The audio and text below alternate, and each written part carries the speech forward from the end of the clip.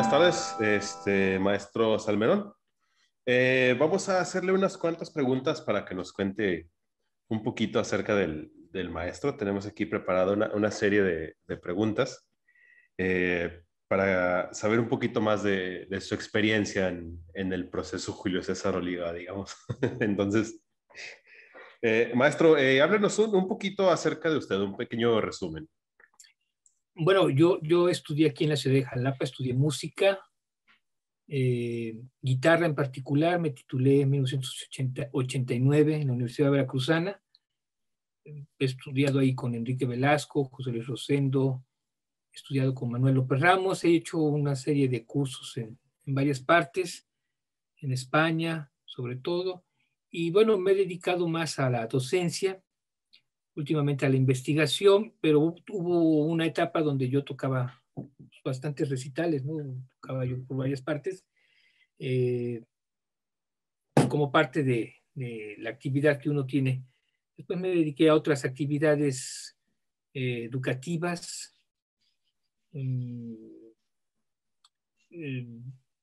Hice algunos posgrados, tengo una maestría en musicología y soy doctorante en ciencias de la educación. Pero creo que lo más importante a lo largo de mi trayectoria, de mi vida, es el haber conocido a gente tan importante, tan querida, tan gratificante.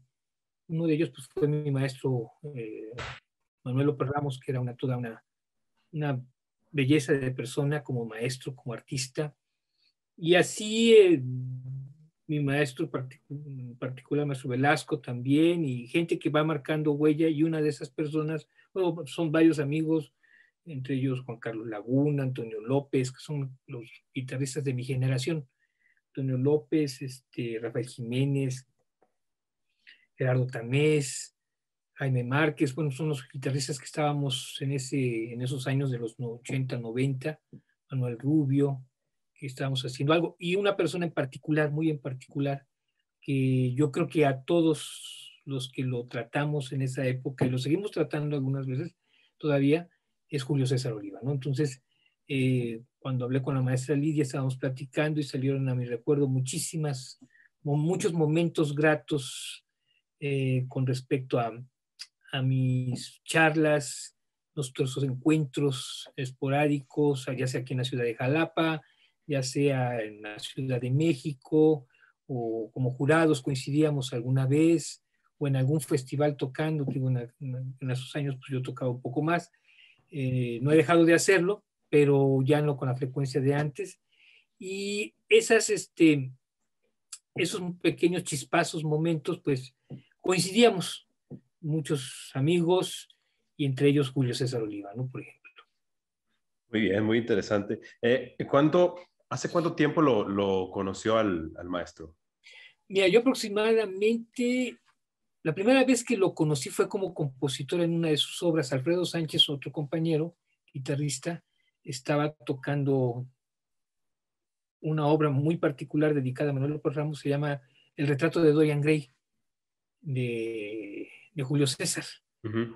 Alfredo, creo que a Julio, si mal no recuerdo, le dedicó el juego de los abalorios. Ujú. Y bueno, Alfredo fue el que en la ciudad de Jalapa, Alfredo Sánchez nos introdujo un poco al mundo musical de Julio, ¿no? Y ya después tuve oportunidad de conocerlo en Paracho como jurado, ahí estaba yo también como jurado, y se le invitó a los festivales que en esos años se hacían aquí en la ciudad de Jalapa, lo invitamos a tocar, se invitó a tocar, y bueno, ahí fue cuando empezamos a frecuentarnos más, a platicar, a estar más en contacto.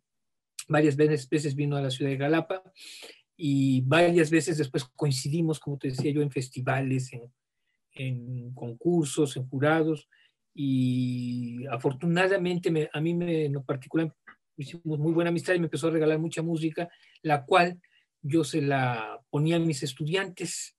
Varios de ellos pues tocaban alguna obra de Julio, ya sea en algún concurso o en sus clases, pero siempre hemos tenido esa presencia de Julio César Oliva, así como otros guitarristas compositores de su generación, como Ernesto García de León, Gerardo Tamés, que en esa, Guillermo Flores Méndez, que era más grande que todos ellos, pero que son de los que estaban componiendo, Juan Helguera, incluso, ¿no? Eso era como que un núcleo de guitarristas, compositores, que empezábamos a tocar y a tener contacto entre todos en finales de los 80, los 90 aproximadamente.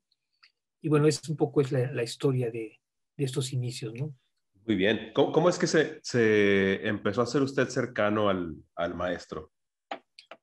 Pues te digo, en algún momento coincidíamos, por ejemplo, en el concurso de Paracho, y Paracho solamente tiene una calle principal, bueno, en aquella Ajá. época, creo que recuerdo que creo que todavía no estaba toda pavimentada, y guitarras por ambos lados, ¿no? Guitarras por ambos Sí, lados, y íbamos en la temporada de festival, cómo se añoran esas épocas, no como ahora este último año, que ha así sido es. trágico, trágico en varios aspectos, ¿no? Pero bueno, concentrándose en aquel entonces, pues escuchabas el concierto, te ibas a cenar, allá hay un clima muy estable, es decir, en la mañana hace frío y en la tarde también. Si ese es frío seco, el momento después es frío húmedo. Entonces nos recogíamos en el hotel, nos poníamos a tocar ya en la noche y a platicar. Y con Julio me recuerdo muchas conversaciones.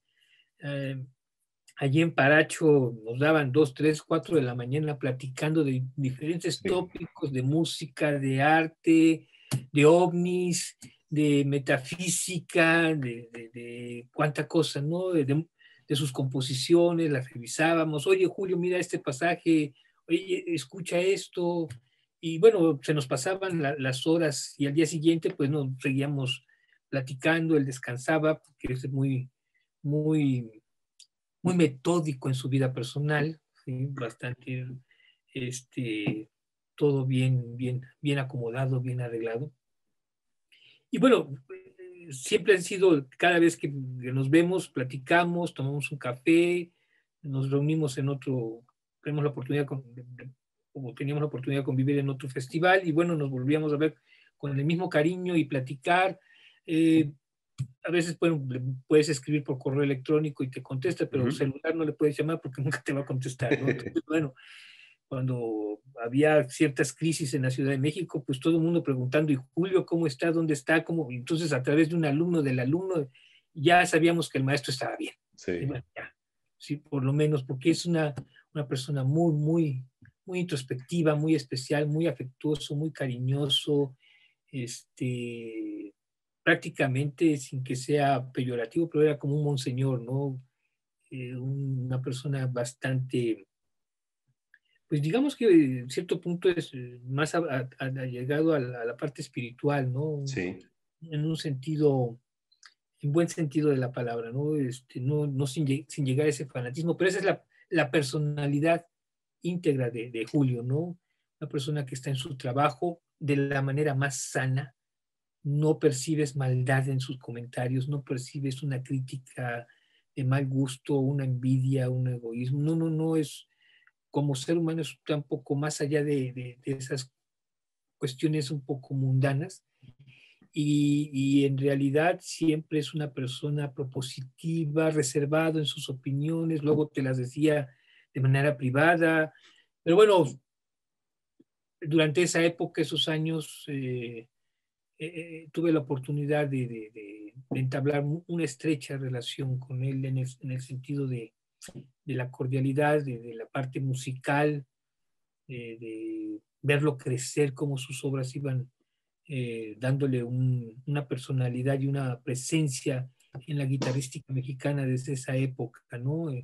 Que se ha ido aumentando y bueno, desde los años 20, bueno, desde principios del siglo XX, desde la llegada de varios guitarristas y los guitarristas mexicanos que estaban en nuestro país durante esa época del porfiriato, pues empezaron a establecer las bases de una guitarra en México, ¿no?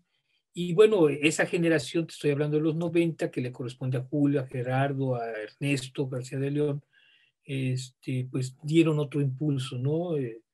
Y en la actual generación ya vemos a otros compositores que le han dado mayor empuje y respaldo de acuerdo a los movimientos sociales, culturales de la época que estamos viviendo en México. Y Julio fue parte muy importante en su momento y en su periodo, y sigue siendo en la Sí, actualidad, ¿no? Si sigue vigente. Cecilio Pereira sigue tocando obras de él, por sí, ejemplo, que es uno de los jóvenes talentosos mexicanos que vive en Europa. Eh, Siguen grabando algunos su música para 4 guitarras, el cuarteto de guitarras de la Ciudad de México, por ejemplo. He visto que han incluido sus obras. Y bueno, Julio sigue estando vigente, pero bueno, los tiempos cambian, vienen nuevos compositores, pero ahí están. Ernesto también ahí está, Gerardo también está. Juan Helguera, pues lamentablemente ya nos dejó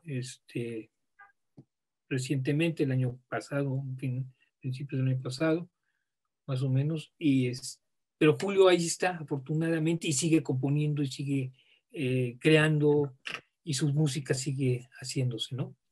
sí, así es. No sé si coincida conmigo, pero creo que el, el interpretar a los guitarristas que tenemos aquí en México, una opinión muy personal, creo que debería ser prioridad o vaya, una alternativa para introducir nuevo repertorio. Si bien las obras del maestro no son, digamos, por sí nuevas, sí son muy desconocidas, al menos en mi círculo. Hay gente que nunca ha escuchado obras del maestro. Entonces, en una experiencia personal, conocí al maestro a través de su música. Me acuerdo que fue hace como, que será 4 años, donde nos pidieron una actividad y la actividad era promover la música mexicana. Entonces, mi maestro en ese entonces, Luis Emilio Ramírez, un saludo a Emilio, me dice, mira, tengo este libro con partituras, es música mexicana, está muy bonita, suena muy bien. Dije, vamos a verlo. Y abrí el libro y lo primero que vi fue Amor Eterno. Entonces dije, vamos a ver. Dije, Chihuahua, ¿cómo voy a tocar esto? Así fue como conocí al maestro. Dije, ¿cómo voy a tocar esta parte con mis manos? Pero ya estudiando la pieza, fue mi primer acercamiento a la música mexicana.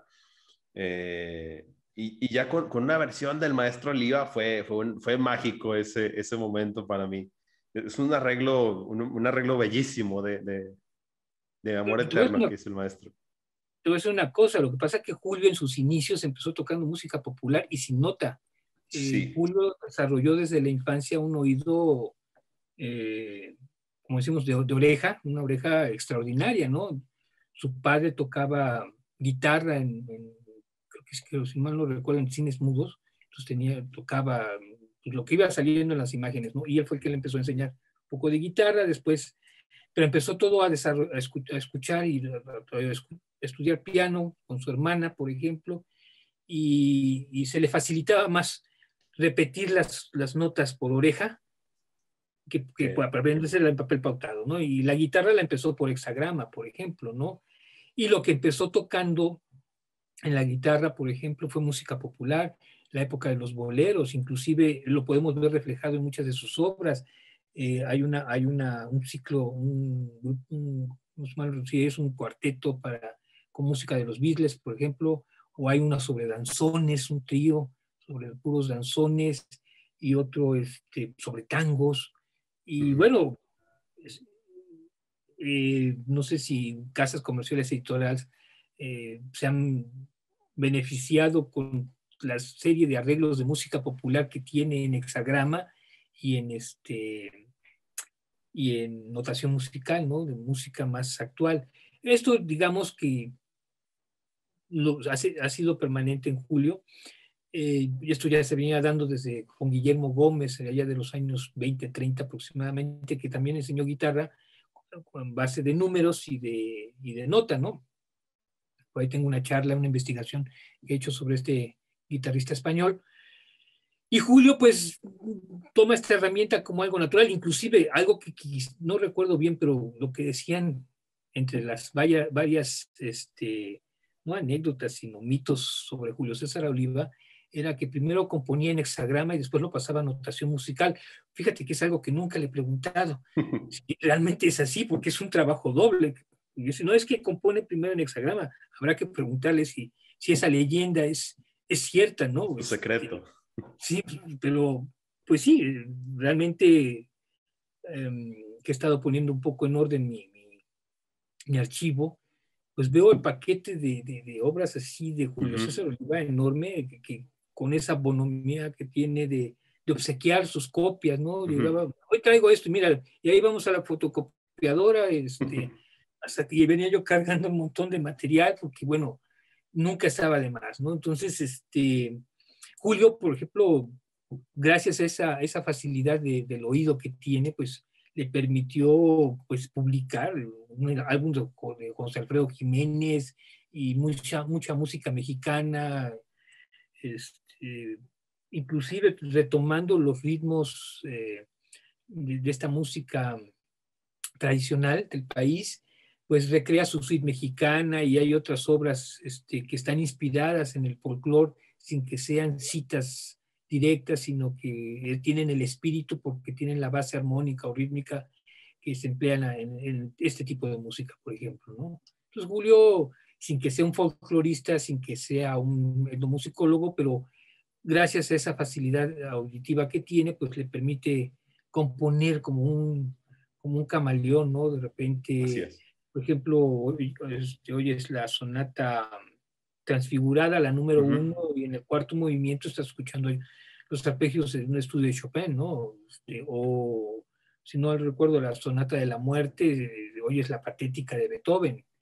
Y una de sus obras más emblemáticas, por ejemplo, o de las que le dieron mucha fama sencillita, ella es la Laureana famosa, que es un barrio de Lauro. Sí, sí, sí. ¿Sí? Sí, como que cuando la publica el manuscrito Juan Elguera en sus cuadernos de guitarra mexicana, pues todo el mundo queríamos tocar esa obra, ¿no? Me acuerdo, en México conocí la Laureana, discúlpeme que lo interrumpa, conocí a uno de los alumnos del maestro, a Héctor, y comenzó a tocar precisamente la Laureana. Y yo lo estaba escuchando así con la mirada, no me acuerdo ni dónde estaba la mirada, estaba poniendo entera atención. Y cuando terminó de interpretar a Héctor, le dije, con todo respeto, le dije, ¿quién ocupa a Antonio Lauro teniendo al maestro Oliva? Y luego le digo, ¿cómo se llama esa pieza? Me dice, se llama Laureana. Y yo, oh, ahora entiendo por qué.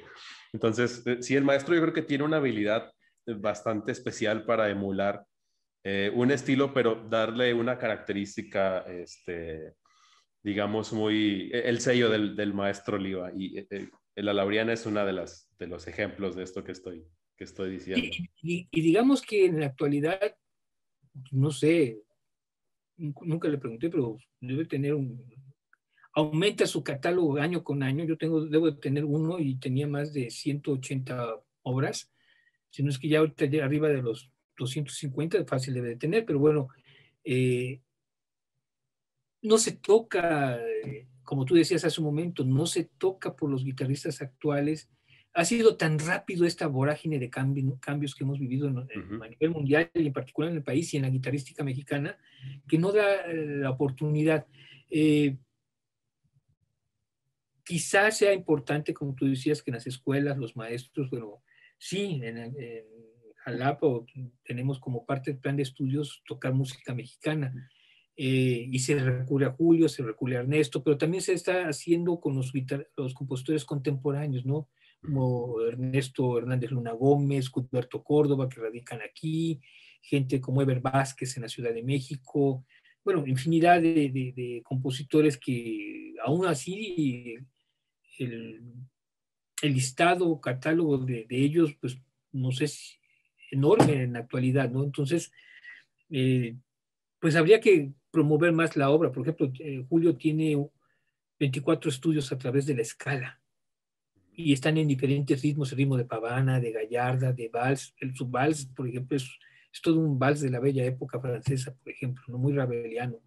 Y una danza por allí, tiene un estudio en forma de tango y, bueno, cantidad de cosas. Bueno, los cuadros mágicos, pues también una colección enorme de piezas que seguimos tocando siempre los mismos. Quizá una de las obras que por ahí de los años 90 sacó, dio a conocer y todo mundo se volvió el boom de la guitarra fue la Suite Montebello. Sí, El segundo movimiento sí, sí, sí. es la cosa más maravillosa por la economía de notas, totalmente, es una de las cosas que tiene Julio, ¿no? Eh, con pocas notas puede hacer todo un mundo de expresión maravilloso y el segundo movimiento de la Suite Montebello, eso es. Y, y bueno, te topas en pared cuando llegas al tercer movimiento, pues son arpegios para arriba y para abajo, ¿no? Composiciones que a pesar de las manos tan pequeñas de Julio, digo, ¿cómo las puede tocar Julio de manera tan intrincada, ¿no? Pero bueno, todo mundo, llegabas a los concursos, todo el mundo estaba tocando la Suite Montebello y la Suite Montebello, tanto que Julio mismo la hizo para una guitarra, dos guitarras, tres guitarras, cuatro guitarras, no sé si para flauta y guitarra, no sé. Creo que tiene una de flauta, creo que sí. Sí, creo que sí tiene una versión, ¿no? Entonces, y a partir de ese momento como que también Julio empezó a ampliar su panorama, no solamente para tocar, para componer la guitarra sola, sino empieza a incorporar otros instrumentos, ¿no? El hechizo de las sirenas, por ejemplo, para flauta y guitarra. Acabo de escuchar unas canciones con Juan Carlos Laguna e Iracema Terrazas sobre versos de poemas de Sabines, Ah, sí. una cosa Bellísimos, maravillosa. la verdad. Los Amorosos, que fue una de, creo que sus primeras obras con otra instrumentación, Los Amorosos Callan, también de Sabines con música de Julio, incorpora, si mal no recuerdo, la flauta y el cello y la guitarra y la voz. Son de los primeros intentos por lograr esto. Y eso me recuerda, por ejemplo, cuando yo ya había tocado un poquito menos, porque estaba yo como director general del área de artes de la Universidad Veracruzana. Pero una vez cogí el teléfono, estaba yo trabajando y cogí el teléfono y le hablé a Julio de su casa y me contesta y digo, oye Julio, como que ya es momento de que vayas pensando en un concierto para guitarra y orquesta. Y me dice, pero es que yo no puedo orquestar, y hagámoslo fácil, le digo, hazlo para guitarra solista y cuarteto de guitarras, que tú conoces muy bien el lenguaje guitarrístico, me lo mandas y yo lo mando a instrumentar. Y así se creó uno de sus primeros conciertos. El primer México Mis Sueños, que tuve la oportunidad de estrenar aquí en la ciudad de Jalapa, con una orquestación que mandé a hacer con el maestro polaco Richard Sibi. Y bueno, no, solamente esta oportunidad, y creo que debe estar grabado en televisión. Después te mando el programa. Por favor. Y, y, y bueno, ese fue como que de los primeros. Después hizo ya otros dos conciertos más. El concierto del amor, si mal no recuerdo, hay uno de ellos. Pero inclusive eh, esta obra me sorprendió muchísimo el manejo de la voz de los poemas de Sabine. Es increíble cómo la tesitura la logra perfectamente. Yo creo que es una de las obras de cámara mejor logradas. Tiene para cello y guitarra, tiene, bueno, ha explorado mucho en ese sentido Julio, ¿no? Eh, y creo que todavía puede hacer para más, ¿no? Sí, sí, definitivamente. Una anotación, ahora que comenta lo de la economía del maestro al momento de componer, de cómo decir tanto con pocas notas. En un viaje que tuve a Ciudad de México recientemente, donde conocí a Héctor, me propuso, oye, vamos a tocar un dueto del maestro. Y yo, híjole, bueno, pues va. Y me mostró una pieza que se llama Géminis, ¿la conoce? No, esa sí no. Esa es de las últimas. Es bellísima esa pieza, es bellísima. Son pocas notas, es minimalista, pienso yo, no le he preguntado al maestro acerca de la obra, pero es bellísima. Si tiene oportunidad de escuchar esa obra, se la recomiendo.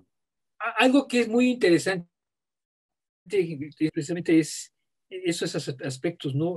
Julio, a lo largo de su trayectoria como compositor, se ha inspirado mucho en las lecturas. Yo creo que Géminis está inspirado en la constelación de Géminis o en la parte zodiacal. Digo que es muy místico, muy esotérico en algunos Ujú. momentos. No es practicante, yo creo que no es chamán, pero sí debe de ser, ha estudiado, ha leído sobre esos aspectos, ¿no? Le ha llamado mucho la atención ese mundo, pero en la parte anterior, sus lecturas. Hermann Hesse, Castaneda, Carlos Castaneda, Lovecraft, le inspiraron para crear maravillosas obras, ¿no? Por ejemplo, el Necronomicon, que es para 8 guitarras. 8 guitarras. Tuvimos la oportunidad de tocar, yo tuve la oportunidad de dirigirlo con la Orquesta de Guitarras de Jalapa. El director titular es Alfonso Moreno. Me tocó montar esa obra y la Raveliana, pero el Necronomicon, sí hay ciertas partes donde se oye el misterio de una puerta que se va abriendo con el entorchado de la cuerda. De Edgar Allan Poe a Lovecraft, pues hay un abismo de paranoia prácticamente, ¿no? De escalofrío. Y Hermann Hesse con el lobo estepario, Siddhartha y las enseñanzas de Don Juan de Carlos Castaneda. A Mauricio Hernández Monterrubio le dedicó Cumbres Borrascosas de Bronte. El juego de los avalorios, que está dedicado a Alfredo Sánchez, pues está sobre una lectura también de Hermann Hesse. Y bueno, cantidad de obras que se me escapan de la memoria, ¿no? Siempre la lectura de algo le motiva. Inclusive hay una pieza, una composición muy linda que es Romeo y Julieta, precisamente sobre la lectura de Shakespeare. Digo que es muy poco tocado. O sea, esa no la conocía, la voy a anotar porque la quiero escuchar. Yo debo de tener la partitura, pocas ediciones tengo de él, tengo todo manuscrito, porque así lo repartía Julio, sus manuscritos, Romeo y Julieta. Lo que se conoce más es años más recientes, por ejemplo, las imágenes de Paracho, los instantes de amor, algunos cuadros mágicos que están sueltos, pero son enormes, con la influencia que tuvo de Fernando Pérez Nieto, el escultor y pintor, esposo de Corazón Otero, y los dos entrañables amigos míos, queridos, muy queridos, Fernando y Corazón, que en Monterrey precisamente la última vez que fui a tocar fue en el festival que organizaba Corazón. Me invitó y todavía conservo un de musical Yolo, su banquito, aquí lo tengo, lo compré en Monterrey precisamente en esa época, ¿no? Que ya no lo uso por recuerdo, ¿no? Por no lastimarlo, porque es un recuerdo que tengo de ella. Me costó 190 pesos. Y bueno, la amistad con los cuadros mágicos, y hay la Sonata del Amor, por ejemplo, no tiene tanto exigencia técnica como otras obras de Julio. Otra obra que es muy querida del público o de los guitarristas es las variaciones sobre la canción de cuna, una canción de cubana. Berta Rojas grabó algunas piezas de él, la canción de cuna cubana, un instante de amor, obsesión, algún cuadro mágico que también lo grabó. Y si hablamos de las grabaciones, por ejemplo, sí hay un grupo de guitarras aquí en Jalapa de la Secretaría de Educación de Veracruz que se llamaba Hexagrama, grabó un CD completo de obras de cámara de Julio. Vienen varios popurrís, vamos a decir, una serie de piezas de los Beatles, varias música de cámara, para 4 guitarras, para 3 guitarras. Lo dirigía en aquel entonces Mauricio Hernández Monterrubio, y el disco está allí, todavía lo puedes, creo que aparecen en las plataformas virtuales, por no decir nombres, pero están la famosa plataforma verde. ¿Cómo podemos encontrar esa obra? Búscalo como el ensamble Hexafonía. Hexafonía, lo voy a buscar. ¿Sí? Y el disco es íntegro, con obras de Julio César Oliva. Y bueno, ahí pues están discos de Julio. Esta chica Gómez, se me fue su nombre ahorita, grabó la Sonata del Amor. Y digamos, bueno, la sonata de tango, sonatango, que la grabó Cecilio Pereira, bueno, ya se está grabando la música de Julio, ¿no? Pero creo que hace falta incentivar. Bueno, el mismo Julio tiene allí en la plataforma, tiene 2 discos compactos, y bueno, tiene otro como música popular, pero a mí me encantan los dos, donde tiene la sonata transfigurada y en Ujú. el otro graba la sonata del amor. Y vamos a hablar de Julio César, guitarrista, ¿no? Como guitarrista, como intérprete, como ejecutante, tú lo oías Albéniz, lo oías Malax, lo oías Tárrega, y era un guitarrista formidable, o sea, tanto técnicamente, mecánicamente hablando, como interpretativo, de esa escuela que ahora nos critican mucho, o no nos critican, pero bueno, en la escuela antigua, donde buscábamos más la expresión, no cuidábamos tanto el sonido, no tenemos que buscar un equilibrio, no nos preocupábamos tanto por eso, sino por la expresión. Pero creo que eso es parte, ¿no, maestro? Del carácter folclórico, pienso yo. Puede ser, pero son como que las diferentes etapas que ha vivido la guitarrística mundial, ¿sí? Eh, en diferentes periodos del tiempo, ¿no? Y Julio era impresionante, no se le iba una nota. Y además con mucha expresión, o sea, con mucha fuerza, como lo mismo podía tocar sus obras que podía tocar Albéniz, a Sevilla, Asturias, yo varias veces se lo escuché, y dices, qué bien toca como Sí, intérprete, ¿no? O sea, con temperamento, con carácter, con expresión, siempre buscando cosas novedosas en la interpretación, inclusive en las guitarras, siempre me decía, mira ahora, cuando lo veía, mira, ahora traigo esta guitarra que hicimos estas modificaciones. Realmente yo no apreciaba tantas diferencias, pero sí, él siempre inquieto buscando algo que le permitiera mejorar. ujú. Y decía él, pues yo estoy buscando más la comodidad. Y sí, te vuelves viejo, también yo a mi edad, yo ya con un problema que tengo en el cuarto dedo, que me golpeé, que tengo aquí, tengo una bolita, ya no puedo hacer extensiones, por ejemplo, o me canso después de una hora y cuarto de tocar, ya tengo que hacer un reposo. Entonces buscamos ya guitarras más cómodas, menos tensas, más cortas. Ahorita tengo una de tiro 63.4, o sea, súper cortita, muy cómoda. En fin, y Julio es lo que buscaba, ¿no? Dice, yo ya me cansé de hacer tantas, y sí, sus obras, sobre Sí, todo los es. últimos tiempos. Una de las obras que he tocado mucho es una sonatina mágica que tiene su historia, que tuve que invertir acordes porque, Ujú. ¿cómo puede tocar esto, Julio? Esa sonatina, igual, cuando en esa época le dije, oye, Julio, como le llamé por teléfono, oye, Julio, como que ya son muchas sonatas que estás componiendo, porque estuvo componiendo sonata, la trágica, la transfigurada, la del amor, así como que muy seguido, ¿no? Ya es ya es momento que hagas una sonatina, una forma de sonatina pequeña como la meridional, como la de Torroba, por ejemplo. Y dice, ay, sí, tienes razón.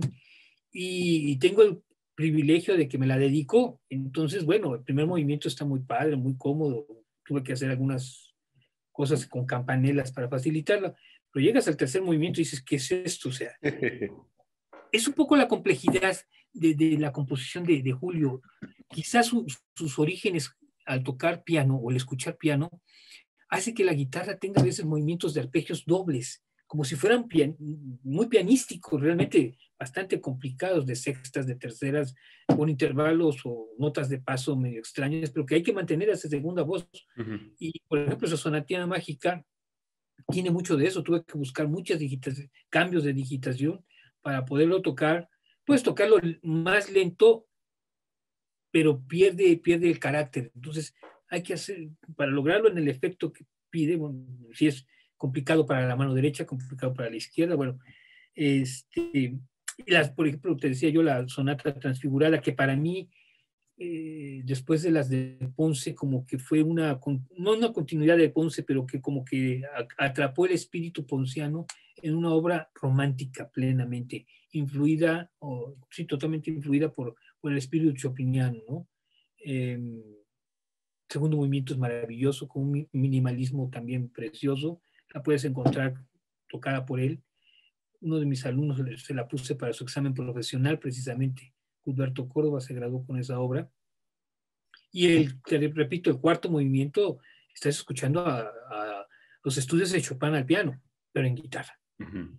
Así, y así, por ejemplo, el último tiempo de la Montebello, y que son realmente, te dices, bueno, ¿cómo Julio como intérprete podía tocar eso? Sí. Y bueno, él mismo lo narra, que fue tanta la influencia de Segovia, de escuchar tanto la música de Segovia, aprendérsela de oído, que llegó el momento en que dijo, no, ya quiero hacer mi propia personalidad artística, ¿no? Entonces es cuando empieza a componer para poder ser él mismo el que tocaba y se interpretaba, ¿no? Y bueno, nos refleja allí un intérprete muy sólido, con mucho talento y un compositor pues de grandes vuelos, ¿no? Sí, Eso es, sí, digamos, una de las cosas que Julio podemos percibir.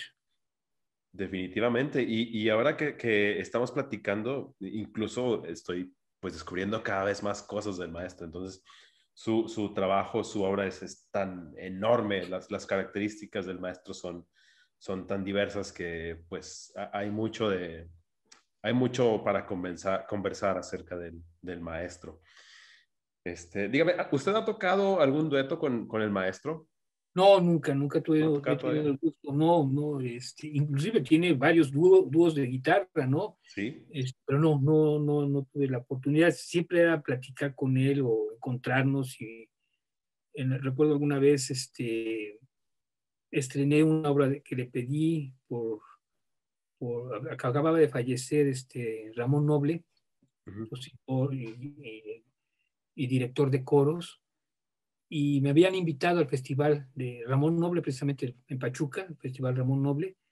Me invitó Leonardo Martín Candelaria. Entonces le hablé a Julio, oye Julio, voy a tocar el festival Noble, acaba de morir, y le pedí una obra y me compuso unas variaciones sobre un villancico del siglo XVI de Ramón Noble, que viene en su tríptico mexicano. Y me hizo unas variaciones lindas, el final muy complicado, y tuve la fortuna de que estuvo en el estreno de la obra, que la estrené precisamente en el festival. Ojalá hubiéramos tenido oportunidad de tocar, pero bueno, yo radico en Jalapa y él en México, y bueno, diferentes labores, y al paso del tiempo pues dejé un poco el concertismo para dedicarme más a la escuela, a la investigación, ser funcionario, que eso siempre te quita tiempo. Entonces, pues espero que en algún momento tengamos oportunidad más por el placer de hacerlo, tocar a dúo con él, pero sin embargo, siempre hemos estado como muy cercanos en el sentido de las obras, ¿no? De de su composición, de su catálogo, de dárselo yo a varios de mis alumnos, pues siempre, o es Ernesto o es Julio, pero siempre están tocando ellos, o alguna obra de Gerardo Tamés, como Los Aires de Son, por ejemplo, Sí. o El Atravesado Va, o La Guajira.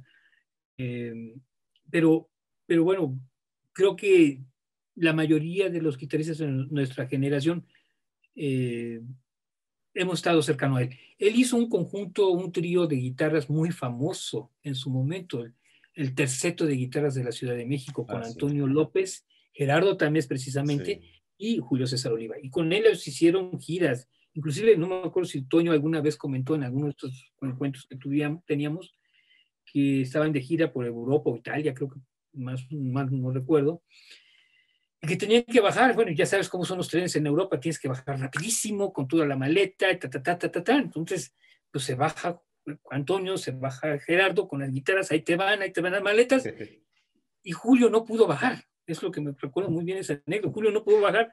Decían, Julio, bájate. Había una señora ya de edad adelante de él que no la puedo empujar. Se tuvo que ir hasta la siguiente estación, bajarse allí ya. Ahí hicieron, porque no quería decir a la señora o empujar a la señora, ahí voy, ¿no?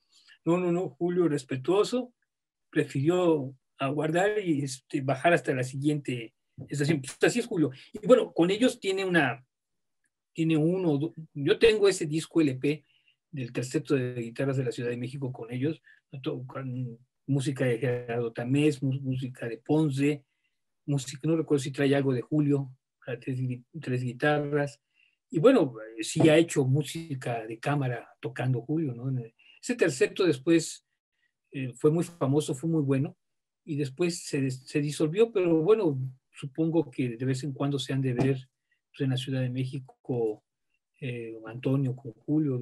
Realmente no te sabría decir, pero bueno, ese grupo sí fue muy trascendente en su época, estoy hablando de los 90 aproximadamente.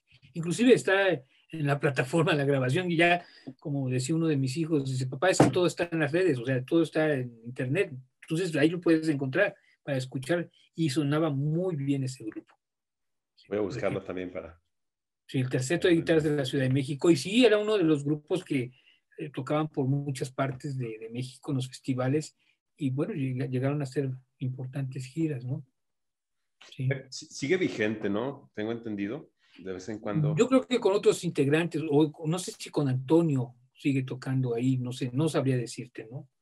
Pero bueno, volviendo al caso, pues así es, en otra ocasión, por ejemplo, murió el maestro López Ramos hace varios años, y le pedí, oye, Julio, acaba de morir el maestro, él lo lamentaba mucho, tenía un cierto aprecio, tenía bastante aprecio por López Ramos, y tanto que le dedicó el retrato de Dorian Gray, está Mm. dedicado a López Ramos, y le dije, acaba de morir, digo, ¿por qué no? Vamos a hacerle un homenaje póstumo, creo que faltaba como un mes y medio para hacérselo, se había programado, pues no te miento, en menos de 15 días me compuso un nocturno que tuve la oportunidad de estrenar, pero además ahí hay ciertas características, ahí el estilo de Julio no era el estilo romántico, expresivo, sino un poco más hacia el impresionismo. Habría que hacer un análisis de varias de sus obras, por ejemplo, en este caso el nocturno, eh, pues tiene mucha influencia de Ravel, por ejemplo, armonías con novena, con doceava, no fáciles de escuchar, no se percibe un tema melódico, sino que va surgiendo a través de la armonía. Una obra muy compleja, muy difícil de entender musicalmente hablando, pero muy completa. La sonatina mágica que me dedicó, también con ese lenguaje impresionista, un poco más hacia, pues sí, entre Eric Satie, un poco entre Ravel, nuestra escuela francesa, pero si tú escuchas otras, pues escuchas más el folclore, otras vas escuchando un lenguaje postromántico, pues la sonata enigmática, por ejemplo, que tarda Ujú. 40 y tantos minutos, inspirada en Mahler. Entonces ahí tienes otro tipo de lenguaje. Yo creo que habría que hacer un estudio sobre los estilos de composición que tuvo el maestro, ¿no? O que ha desarrollado el maestro a lo largo de su trayectoria en sus obras, ¿no? Eh, Así es de vasto y de rico Sí, el catálogo de obras de Julio, ¿no? sí, Así. bastante Por impresionante ejemplo, todo su repertorio. iba yo a tocar a los Estados Unidos y le pedí, oye, quiero llevar algo tuyo novedoso. Entonces me escribió una especie de popurrí de valses mexicanos que se llamaban Añoranzas, Ajá. y inspirado en varios valses del México romántico, e incluye uno que era parte de una telenovela de Televisa en aquella época, algo del Águila, no me acuerdo cómo se llama. No La toqué recuerdo. con mucho éxito, con mucho éxito, solamente fue a hacer un recital allá a Texas, y ahí lo toqué y gustó mucho. Te digo, lo mismo, composiciones medio raras, medio aberturas muy grandes, pero bueno, se resolvía, y y bueno, son los lenguajes tan amplios. Te repito, los 24 estudios a través de la escala, son ritmos diferentes y géneros y estilos. Lo mismo son impresionistas, lo mismo son barrocos. Por ejemplo, hay un estudio en forma de pavana. Y bueno, así va explorando diferentes lenguajes, de composición, Julio. Sí, Sí. bastante interesante. No, y qué bueno que en Monterrey, por ejemplo, le están haciendo, ya sería la segunda ocasión que le hacen este homenaje en vida, ¿no? Ujú. Que eso es muy importante, que el reconocimiento a grandes artistas se les haga, que lo disfrute, que lo viva Exactamente. la persona, no nos acordemos de ellos ya cuando nos dejaron. Sí, sino exactamente. decírselo en el momento, y qué bueno que hayan tenido esta iniciativa y oportunidad de hacerlo. Lamentablemente las situaciones de sanidad ahorita están todavía complicadas, pero bueno, tenemos estas plataformas como para podernos acercar un poco Así en es. ese sentido, ¿no? Sí, esperemos que ya pronto mejore la situación y poder tener nuevamente los conciertos, como ya se extraña. Sí, sí, exactamente. Ya, ya es. Mira, lo que pasa es que en un festival lo que tienes es la convivencia Sí, correcto. entre los actores, entre la gente que participa tocando, conferencia, llega el post-concierto y que ahí te hacen en bola y al día siguiente el desayuno, el café y ya vas con ellos. Bueno, la convivencia que te da esa oportunidad de estar por unos días juntos, ¿no? Que después para el siguiente, pues vuelves a topar en otra ciudad, en otro festival, así era antes, pero ahora, pues no, y el contacto con el público es ahora que yo lamento para los estudiantes de Sí, teatro, de danza, de música, ¿no? No es lo mismo tocar, bueno, es otra situación, es otra situación, ¿no? Sí, estoy escribiendo ahorita un artículo sobre eso, que de la noche a la mañana pues tuvimos que aprender a manejar estas tecnologías. Pues antes te preocupabas por llegar a tocar y ya, y los que eran del equipo, los de sonorización, pues es su rollo. Pero ahora no, ahora tienes que ver que si el sonido, que la ecualización, que si la red, que si esto, que si aquello, editar video para hacer tu video. Y los estudiantes tuvieron que aprender eso y los maestros tuvimos que aprender eso sí, a la noche a la mañana. Y eh, Julio no se le da esta tecnología, pero bueno, hay gente que siempre está a su lado, que lo está apoyando. Pero en concreto, esperemos que la situación vaya mejorando poco a poco con la conciencia de la sociedad, sí. sobre todo.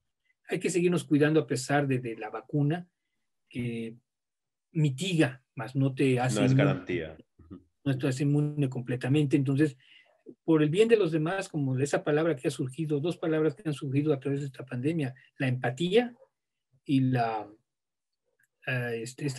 con se me fue el nombre, de transformar el problema en algo beneficioso. Se me fue el nombre ahorita, en algo en beneficio, ¿no? Ujú. Ahorita me voy a acordar. Entonces, yo creo que para que logremos superar esta situación, pues tenemos que seguir Esfuerzo conjunto. un esfuerzo conjunto y, bueno, sacrificarnos un tiempo más por estar estas noches de hacer música en vivo, en público, pues por beneficio no nada más mío, sino de los demás, Ujú. ¿sí? Con cuidado, cubrebocas, limpieza, distancia social que están pidiendo en este momento, no que, pues ya ves, la gente sin cubrebocas se vacunaron y ya creen que ya con Sí, eso, y bueno, lo único que es complicarnos la situación a todos, a ellos mismos y a exactamente. los demás, ¿no? Sí, Entonces, bueno, en este caso hay muchas posiciones críticas, nos estamos desviando del tema, pero creo que es importante esta conciencia social para poder salir adelante y poder volver a disfrutar de los festivales y estar en compañía de los grandes intérpretes. Que Monterrey se ha caracterizado por traer grandes ejecutantes, Ana Vidovic, que yo la escuché allí, ujú. a Sabaji también, Denis, a Julio mismo, a muchos mexicanos. O sea, nos estamos perdiendo de mucho por falta de esa empatía y conciencia. Resiliencia es la palabra que estaba, y es lo que estamos haciendo a través ahorita de la internet, ¿no? Hacer una charla virtual, cosa que Ujú. nos hubiera costado mucho dinero viajar a Monterrey o tú venir para acá. Sí, Ahorita lo son podemos hacer con esta beneficios. facilidad, ¿no? Y me den la oportunidad de compartir con ustedes, eh, pues muchos años que he estado cerca de Julio, últimamente ya no, más por esta pandemia, pero últimamente por las ocupaciones de todo el mundo, pero creo que hay algo maravilloso que nos facilitan las plataformas, ¿no? Sí, así es. Hace unos días, por ejemplo, una compositora muy querida, Anastasia Guzmán, estrenó su última colección de composiciones. Y tenía yo tiempo de no verla. Cuando venía a Jalapa tomábamos café y nos invitó a desayunar, o en la Ciudad de México, lo que fuera. Y fue tan grato escucharla y escuchar su obra, y que está dedicada a Marco Antonio Anguiano, uno de los grandes maestros de la guitarra en México, y que también atrás de Marco Antonio estamos como 20 guitarristas amigos de ella que nos dedicó su composición. Y bueno, ya la recibí de manera virtual, digital, y lo único es extrañamos darnos un abrazo, ¿no? Sí. Y agradecer en vivo y en directo. Pero bueno, esperemos que con el cuidado y la conciencia de todos podamos lograrlo en algún momento. Que sea pronto, exactamente. Maestro, ya para terminar, algo que usted considera una huella que el maestro deje en el entorno musical guitarrístico mexicano. Bueno, no porque se nos haya ido, sino porque... No, pero... Sí, pero lo que está haciendo pertenece, Julio, a una generación muy importante, donde se dieron los pasos que se estaban heredando de los años 40, 50. En el 60, pues surgen muchos movimientos culturales muy importantes, incluyendo en el mundo de la música, el rock and roll, los Beatles, por ejemplo, en la entrada de los años 60, pues marcaron un parteaguas de la cultura popular. A Julio le tocó abrevar de esa influencia. A Ernesto García de León igual. Vienen las contraculturas a finales de los 60, ¿no? En donde el rock empieza a tener otro matiz y empiezan a haber estos grupos conglomerados, el hipismo, por ejemplo, los hippies como una manifestación de la sociedad juvenil en ese entonces. Entonces, es un parteaguas. El 68 mismo significa en la parte de la cultura un movimiento muy importante donde los jóvenes adquieren esa batuta y rompen esa brecha generacional que se tenía de familiar, ¿no? Cosa que ya se había roto en los Estados Unidos con las películas de James Dean a finales de los 50, ¿sí? Amor sin barreras. Entonces hay una lucha generacional, podríamos hablar. Pues es como que un crisol de muchísimos movimientos de pensamiento, de filosofía, de cambios de paradigma que se dan en los 60. Y esta generación en México también la recibe Alfonso Moreno, Enrique Flores, en Guadalajara, Julio César Oliva, Ernesto García de León. Inclusive en García de León, por ejemplo, hay un sincretismo muy interesante en su obra del Viejo, que es una rumba jarocha, una canción popular que se canta como son jarocho para el cierre del año viejo y el año nuevo. Y dice, una limosna para este pobre viejo que has dejado hijos, que has dejado hijos para el año nuevo. Y en la parte central, esa es la rumba Ernesto, y en la parte central mezcla a los Beatles, ¿sí? En armónicos lo va mezclando. Entonces, bueno, hay un sincretismo medio extraño. Vienes con un son popular veracruzano y de repente irrumpe el lenguaje de la bitlomanía. Inclusive Julio tiene un popurrí que se llama bitlomanía, algo así. Entonces, esta contracultura pertenece en esta generación de compositores, ¿sí?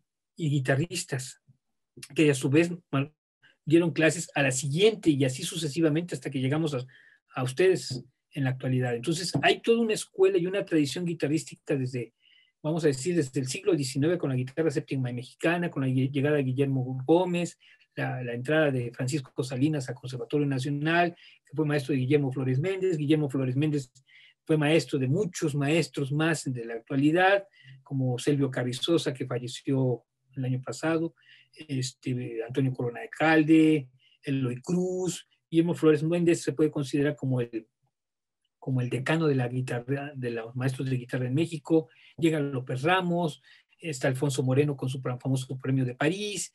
Entonces, bueno, hay toda una historia atrás de sí, y con pies firmes están un grupo de guitarristas jóvenes en su momento que dieron también un corpus de obras importantes y también como ejecutantes, como Ernesto, como Gerardo, repito, como Julio César, que pertenecen a esa generación, Juan Higuera, etcétera, etcétera.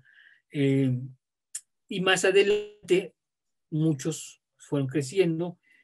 Gonzalo Salazar, Juan Carlos Laguna, Antonio López, y a la nueva generación, mi generación, son ellos, son de mi generación, y ya de partir de nuestros alumnos, como Mauricio, mi alumno Mauricio Hernández Monterrubio, Zaida Meneses, que está en Boston, y Orville Paz, y mucha gente que está tocando, y los alumnos de Juan Carlos, Pablo Garibay, por ejemplo, es una de las figuras más importantes de la guitarra en México en la actualidad, y Alejandro Córdoba en Europa, y que es egresado de esta escuela de Jalapa, y volvemos a Cecilio Pereira, y Ernesto Hernández Luna Gómez, y ya hay una nueva guitarra generacionalmente hablando, y bueno, esto sigue creciendo. Entonces, Julio tiene una parte muy importante, una presencia musical muy importante en este desarrollo histórico de la guitarra en México, ¿sí? En pocas palabras. Su obra ahí está, y que esperemos que siga componiendo en más tiempo. Él se cuida muchísimo, de por sí. Antes de pandemia ya se cuidaba, Sí. pero que siga creando nuevas obras, ¿no? Así es. Y no nada más estamos hablando de David Mosqueda en Guadalajara, Daniel Escoto en Zacatecas, Aguascalientes, en el sureste, o sea, el boom de la guitarra en México ahorita es impresionante. Hay lugares que levantas una piedra y hay un guitarrista. Muy ¿sí? talentoso. Además, en los concursos, o sea, tú ves ahorita cómo proliferaron los concursos en línea, en Zapopan, bueno, porque no hay oportunidad de hacerlo de otra manera, pero en Zapopan, en Torreón, en Saltillo, aquí y allá, y ves la Facebook y ves que están charlas de guitarra en el norte, en Saltillo, cada 8 días, y que hay el festival por acá, y pues, es una maravilla que podamos tener acceso a tanta información producto de esta situación de salud, pero que podemos hacerlo de manera económica, ¿no? Así es, una de Y las bueno, grandes ventajas. y volviendo al tema, Julio tiene una presencia importantísima, destacada, al lado de otros grandes nombres, pero dentro del desarrollo de la guitarra en México. Su obra ahí está, sus grabaciones están, sus composiciones. Ahora nos queda a nosotros los intérpretes seguirlo tocando, así como se hizo con la obra de Ponce, por ejemplo, ¿no? Así es. Hace Sí, unos días una charla en Guitunam con Juan Carlos Laguna, precisamente de las composiciones que no se conocen del periodo de los 40, 50, 30, que fueron eclipsados, ¿no? Pues así está pasando. Pero aquí es una cosa muy curiosa. En aquel entonces eran escasas. Aquí hay muchísimas composiciones ya. Muchos jóvenes que están componiendo, David Olivares, de aquí de Jalapa, Cudberto, Ernesto, y te vas a Monterrey, tú fulano, sutano, perengano está componiendo, y en Aguascalientes, y en Colima, y en todos lados, todo el mundo. Colima está componiendo Simón Gianarelli, y bueno, lo tocan más. Y bueno, el panorama de la guitarra en México ahora es exuberante prácticamente, y qué bueno que así sea. Sí. Que tengamos oportunidad de tocar de todo y de todos, y que haya un talento, así como ahorita están las mujeres compositoras de guitarra también, o sea, Leticia Alba, bueno, cantidad de Leticia Armijo, y mujeres Marcela Rodríguez, que están dejando para el instrumento muchas obras, o sea, hay Samuel Siman es otro compositor, que se toca más en los Estados Unidos, Eduardo Angulo, pero además hay jóvenes, jóvenes que están día con día tocando, y así también hay infinidad de intérpretes jóvenes en la ciudad tocando. Cuando tuve oportunidad de ir a Morelia todavía antes de la pandemia, vas al Conservatorio de las Rosas y escuchas allí alumnos de Rodrigo Neftalí, Gianluca, y escuchas a cantidad de jóvenes que yo los oigo por internet, dices, qué bárbaro, cómo están tocando todos, ¿no? O sea, no quiero nombrarlos porque se me escapan de la memoria, y si vaya yo a dejar a alguien fuera, ¿no? Y la construcción, sí, también los lauderos están ahorita al por mayor, en Paracho están innovando, están renovándose como constructores, y bueno, es sorprendente cómo, vuelvo a insistir, cómo el desarrollo cultural o el desarrollo de la guitarra en nuestro país ha avanzado tanto, y en la investigación con Martín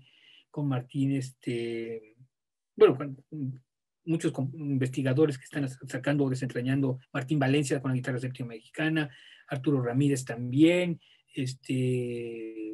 Eloy Cruz, Antonio Corona Alcalde, creo que David Guzmán también otro investigador, y bueno, cantidad de gente que estamos tratando de desarrollar por Impulsar, ¿no? todos lados, o sea, la interpretación, la composición, la investigación, la labrería, las grabaciones, o sea, México es realmente sorprendente cómo ha crecido en esta parte guitarrística, ¿no? Los Sí, esperemos. festivales, los concursos, ya lo mencionamos, ¿no? Hay festivales por todos lados, con dinero y sin dinero, y bueno, se hace, pero es parte de ese culto a la guitarra que se ha ido heredando y que hemos Ujú. ido heredando a nuestros alumnos también, ¿no? Y vuelvo a repetir a tu pregunta, pues, Julio César tiene un lugar muy importante en el desarrollo de la guitarra en nuestro país. Sí, muy bien. Y queda mucho por descubrir del maestro y pudiéramos seguir hablando, yo creo que días de la obra del maestro. No, y escuchar su obra, escuchar toda su obra. Y como todos, tiene obras maravillosas y otras que quizás puedan ser obras menores, pero hay un vasto panorama importante que se tiene que conocer, y así como él, otros tantos, como te decíamos hace un momento, cantidad de Ujú. compositores que están esperando que su obra se toque. Esperemos que así sea y que lo de las redes facilite un poquito bueno, no un poquito, que facilite la distribución de sus obras. Sí, sí, Bueno, así es. pues muchísimas gracias, maestro, por su tiempo. Bastante interesante las anécdotas. Aprendí cosas que pues, no sabía. Me dio mucho gusto saber más sobre el maestro. Conocerlo a usted. Espero pronto tener el gusto de conocerlo en persona. Si viene a Monterrey, no dude en contactarnos. Aquí Ah, tiene su claro. casa. Lo llevamos a pasear aquí por los lugares. Esa es la riqueza de los festivales, te digo. Así Sí, es. los amigos, tratarnos, convivir por algunos instantes, ¿no? Eso es Sí, lo que se extraña mucho. esperemos que vuelva pronto. Así Así es, es. muchísimas gracias a ustedes por la invitación, a la maestra Lilia, a ti en especial, muchísimas gracias por esta charla tan sabrosa que me permitiste hablar hasta por los codos. Encantado de Eh, escuchar. pero bueno, son cosas que me llevo aquí guardadas. Qué bueno que quedan grabadas Sí, en este momento para decirle a mis hijos, veanlo por favor, en sí, su que no se momento. pierda toda esa experiencia, todo ese Sí, conocimiento. los recuerdos que uno tiene. Exactamente. Bueno, maestro, pues muchísimas gracias. Le mando un abrazo, espero que esté muy bien y espero verlo en otra ocasión. Mucho éxito y mucha salud para todos y Muchas todos gracias, los que maestro. estén bien. Un abrazo. Nos vemos.